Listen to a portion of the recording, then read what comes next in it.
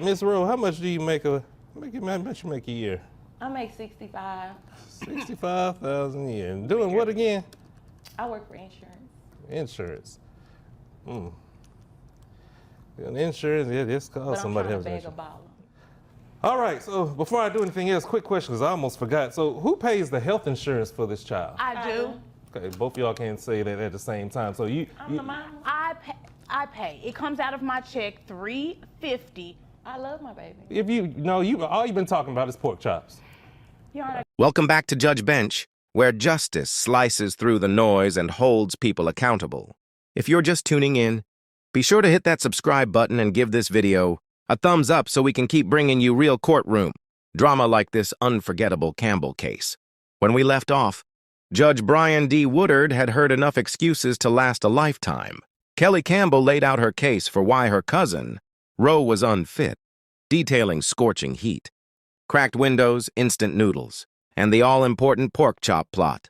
Meanwhile, Roe seemed more concerned with defending her little date, night adventure, than recognizing the neglect of her 6-year-old son Caleb. Now came the hard part, the ruling. Judge Woodard turned to Roe with one last pointed question. If you wanted your child back so bad, why did it take over a year and a half? Why weren't you showing up consistently? Why weren't you supporting him financially or even emotionally, beyond trying to hand off a pork chop from some date hoping to become stepdaddy? Roe didn't have a real answer.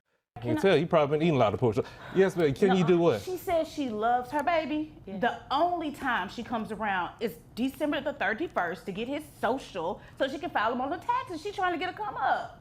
A come up. She lies, Judge. She puts 8 dependents. She got 1 kid. And so you're paying they're paying you obviously $65,000 for your income. Are you paying your cousin anything for keeping this child and taking care of this child? What I'm paying for? She barely will give me the food stamp. She get $1,500 in the food Okay, stamp. I see where this is going I want now, my man. baby back. Okay, yeah, there's everything. You think the world just revolves around you, because I cannot believe what I'm hearing right now. So this is what we're going to do. Just more awkward shrugs and flimsy rationalizations. Kelly, meanwhile, sat firm. She'd been paying out of pocket for everything: housing, food, school supplies, clothes, while Roe only popped up around tax season. The judge didn't miss that detail either. He zeroed in on the claim that Roe was listing 8 dependents on her tax forms despite only having 1 biological child. "You're trying to get a come-up on paper," he said sternly. "But in real life, you're leaving your child behind. That's not how parenthood works." Then Judge Woodard moved on to the financial breakdown. Since Roe made $65,000 a year in her insurance job, that left her with a monthly gross of about $5,117. After deductions, her net income stood at roughly $44. From there, the court calculated child support at about 20%, which worked out to $880 each month. But that wasn't all. The judge added another $163 to account for Caleb's health insurance and other needs.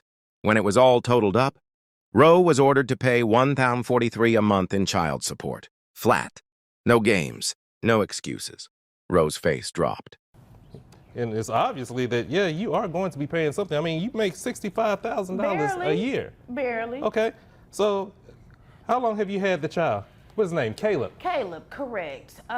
Caleb has been with us about a year and a half. A year and a half? Yes, because thank God they did a welfare check. And you haven't received anything for a year and a half? Absolutely not, but sorry, excuses. Hold on. It's not here to insult. I'm just asking questions. A year and a half, you haven't received anything. Barely. Okay, obviously this child is going to need to be taken care of because, you know, everything in life just ain't free. You just can't drop your child off and let somebody else take care of it. I didn't drop him off.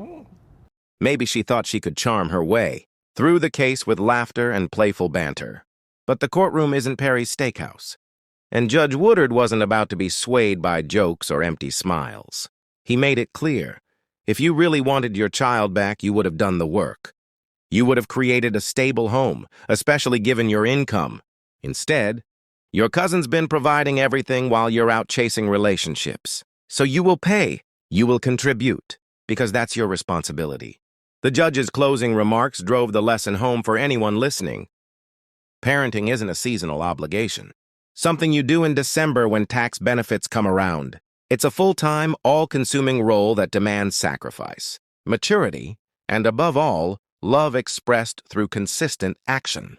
Whether that means running AC to keep your child safe, in 105-degree heat, making sure he has real meals, or paying for tutoring so he doesn't fall behind, these are not optional extras.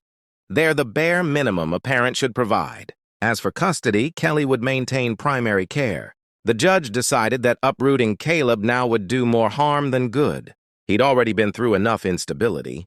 Roe could petition for visitation, but under strict conditions, proof of stable housing, no more stories about leaving a 6-year-old alone with Noodles and Capri's sons while she chased stepdaddy prospects.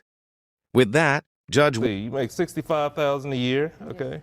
You're paying by your cousin $350. Your gross is $5,417, and 20% of that, which your net is $4,401.57.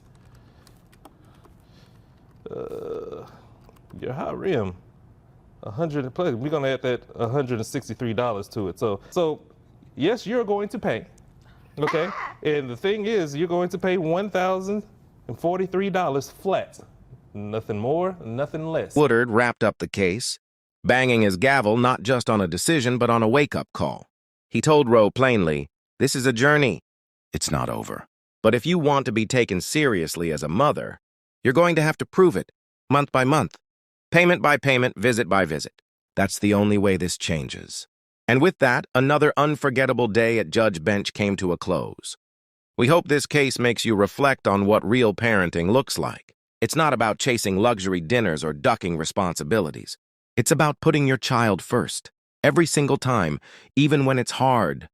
Especially when it's hard. If you found this case eye-opening or even jaw-dropping, don't forget to smash that like button. Leave us a comment with your thoughts. And subscribe to Judge Bench so you never miss another true courtroom story. From pork chops to custody payments, this case proves that in the end, the law always catches up, and so does accountability. Thank you for watching. Until next time, stay tuned, stay sharp, and remember, the bench sees all.